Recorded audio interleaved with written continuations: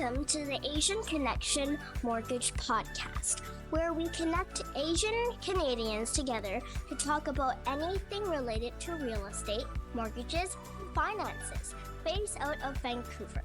Our host is John Lee, mortgage broker with Arise Mortgage. Grab a bubble tea and enjoy the episode. Hey everyone, welcome to the show. I'm John Lee, and today we're diving into some recent mortgage rule updates that could have a big impact on buyers, particularly in Canada.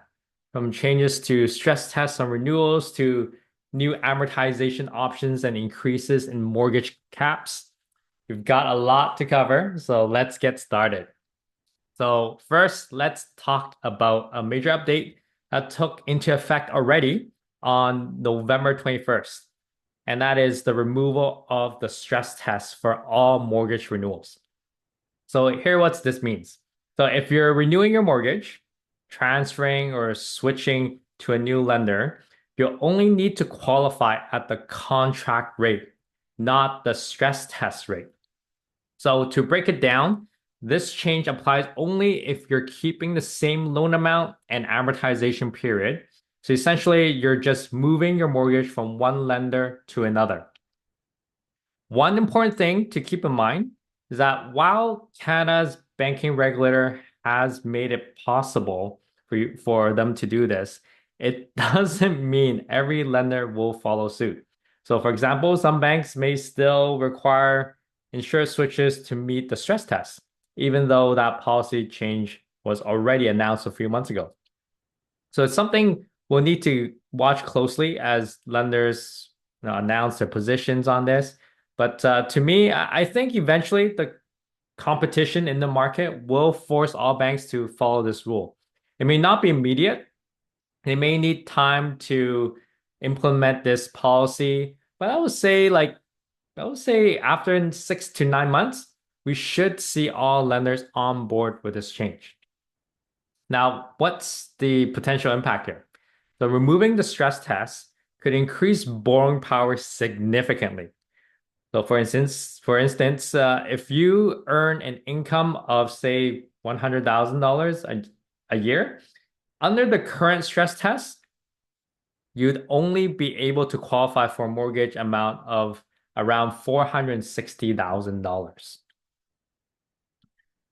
But if we can qualify you without the stress test, that jumps up to $560,000. And that's an increase of about 22% in borrowing power. So this is a game changer for clients looking for flexibility when renewing.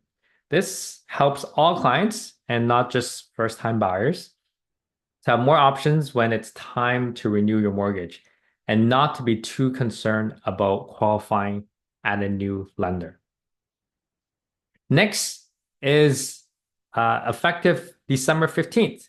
We're seeing an increase in the insured mortgage maximum purchase price limit. It's going to change from 1 million as the maximum price currently to 1.5 million. And this is big news, especially for buyers in higher price markets. The minimum down payment rule still applies. So that's 5% on the first $500,000, and then it's 10% on everything above that. But here's where it's still a bit uncertain. The lenders will need to determine if they'll follow this new insured sliding scale for down payments at the increased purchase price limit. The assumption is they'll adopt it, but again, we don't want to assume too early. Applications after December 15th will qualify, so we'll likely see the first closings with this change around, say, maybe January or February of 2025. Will this have a big impact? To me, I don't think so. So perhaps those who are looking to buy maybe like a property that's 1 million to 1.1 million, that will open the door for first-time home buyers who are looking at that price range. But I've been in this for quite a few years. I've never seen a first-time home buyer wanting to purchase a property on the upper end of this limit, which is around 1.4 million to 1.5 million. The reason is because if they truly want to buy something in that price range and they have the means to for the down payment and they can qualify, well, in order to qualify, they're going to need an income of around $430,000 per year annually to qualify. So that's pretty high income.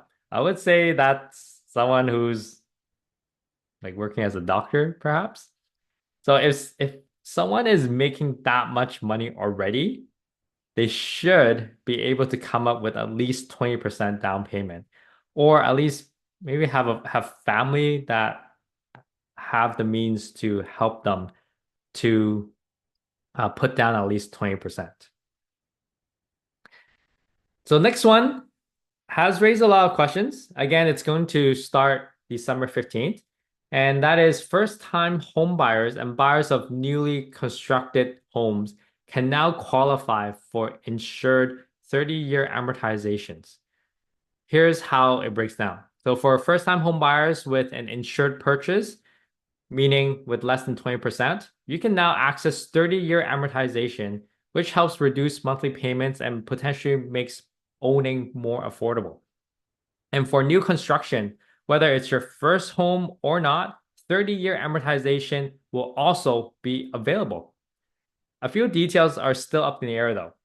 So, for instance, with new construction, we need clarification on whether the increased insured premium, which was introduced in May, will apply to these 30-year amortizations as well. And we're also awaiting definitions. So, like what exactly counts as newly constructed, and how would someone define first-time homebuyer? How would that be interpreted? Is it going to follow the same rules as the RSP, first-time homebuyers plan, or the other government incentives with their definition as first-time homebuyers?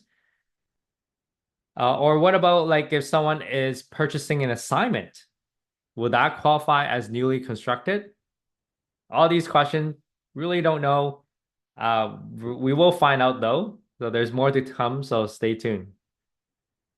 But no, just to kind of give you an idea of the difference this change would make, back to my example with someone who makes $100,000 income. Currently at a 25-year amortization, they should be able to qualify around 450,000 of mortgage. That's the mortgage amount, and then plus the down payment. But with a 30-year amortization, you could potentially qualify for around 475,000. So that's around $25,000 more, which in percentage, it works out to be about 5.5% more borrowing power. Now, which can make a real difference in affordability. In addition, your monthly payment will be lower. So some may argue that, oh, the government is doing this and it's going to make it even harder because you're taking a longer mortgage. So instead of 25 years, you're taking a 30 years, and therefore you're going to be paying more interest. So this is true, and this is a valid point, but it also allows you to get into the market. And it's very likely once you're in the market and you purchase your new home, maybe it's like a one bedroom, for example, you're not going to stay there for 30 years. It's very unlikely. What will happen is life will change.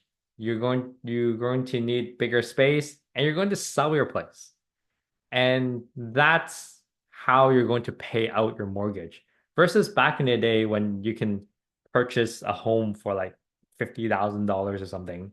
Yeah, those people back then, yeah, they would actually pay off their mortgage by making all their monthly payments because their mortgage amount was so small and the space is enough. But nowadays, it's very different. Very likely, you will pay out the mortgage when you sell the property. So, just to wrap things up, all these new updates could offer home buyers and renewers more options and more purchasing power.